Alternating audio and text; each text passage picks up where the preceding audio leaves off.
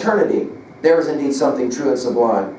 But all these times and places and occasions are now and here. God himself culminates in the present moment and will never be more divine in the lapse of all the ages. Now this, of course, takes us back to our study of Longfellow's Psalm of Life, as well as, of course, any number of other titles like Birds is to a Mouse. This notion that we spend so much of our time living in the past, which is, of course, now gone. There's no way to go to it, and to that degree, it doesn't really exist.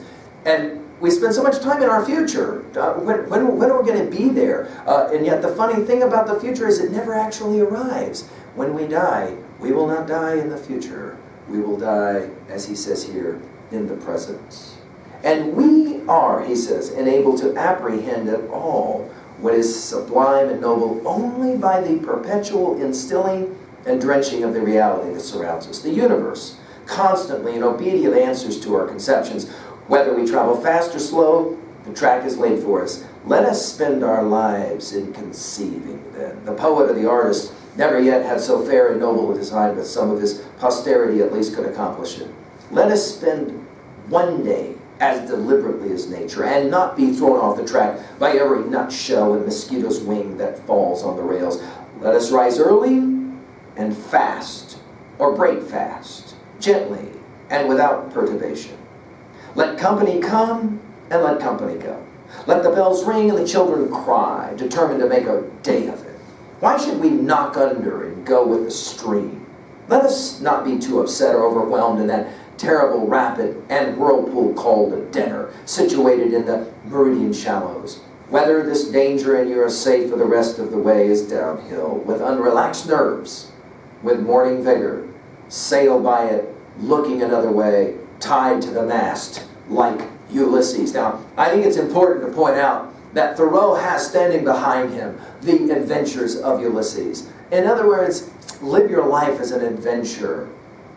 He finishes the "Where I lived and what I live for" passage by saying it this way: be it life or death, we crave only reality. If we are really dying, let us hear the rattle in our throats and feel cold in the extremities. Ironic, given the way that Thoreau will pass just a few years after he wrote these words. If we're alive, let us go about our business. Time, he says, is but the stream I go a-fishing in. I drink at it, but while I drink, I see the sandy bottom and detect how shallow it is.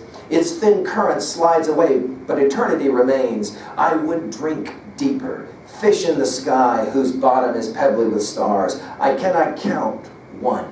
I know not the first letter of the alphabet. I've always been regretting that I was not as wise as the day I was born.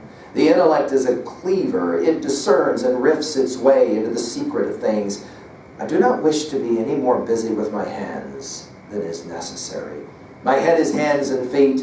I feel all my best faculties concentrated in it. My instinct tells me that my head is an organ for borrowing, as some creatures use their snout and forepaws, and with it I would mine and burrow my way through these hills. I think that the richest vein is somewhere hereabouts. So by the divining rod and thin rising vapors I judge, and here I will begin to mine.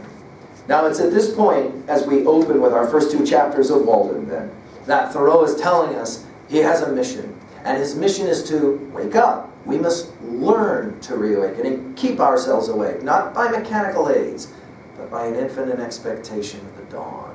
I know of no more encouraging fact than the unquestionable ability of a man to elevate his life by a conscious endeavor. I went to the woods because I wish to live deliberately. It's that conscious endeavor. If we are going to enjoy our study of Walden, we want to be conscious in our endeavor as well of studying what exactly is it that he's really suggesting. Come back and we'll move on to our third chapter and his suggestions about, well, it might have something to do with the way you read. Thank you.